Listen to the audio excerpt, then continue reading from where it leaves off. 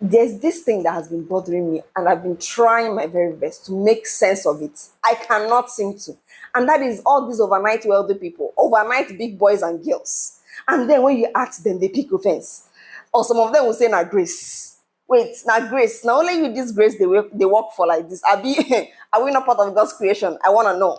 Because it does not make sense that when people ask you the source of your wealth or the source of your plenty money, the next thing you say is they are envious, or they do not ask you the source of your poverty.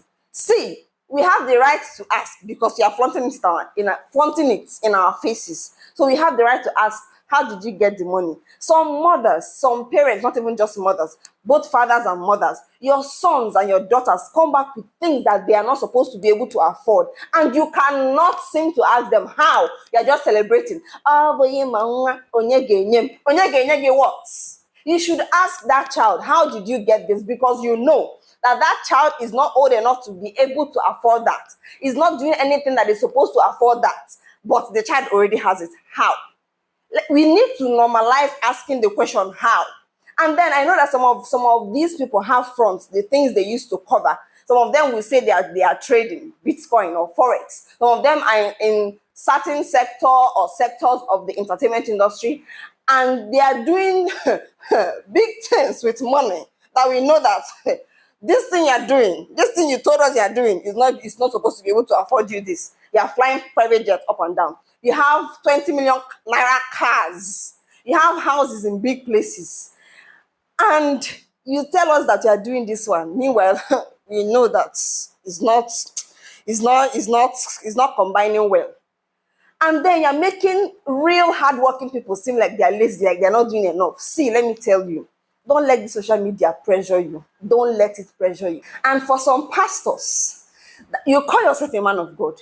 These people, you know that what they are doing is not legal. They tell you, even if they don't tell others, they tell you.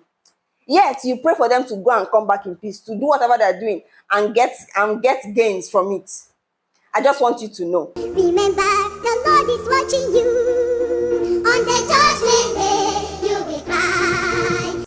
So if you are working hard, legit in a very legit way, don't let people that got rich overnight ask or make you feel like you are not doing enough. You are doing enough. Just keep at it. Keep doing it. You will get there.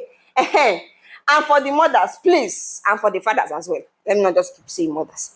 Mothers and fathers, please ask your children where they are getting what they are giving you. And they are sending you money, thousands, millions. And you're not asking how they are able to afford it. Some of them are in school. Because I saw this a lot. Some of them are in school. And they are sending you 100,000, 300,000. What is the child doing? Exactly. This child is a student. So please, let us all be guided, be guided, be guided. Thank you.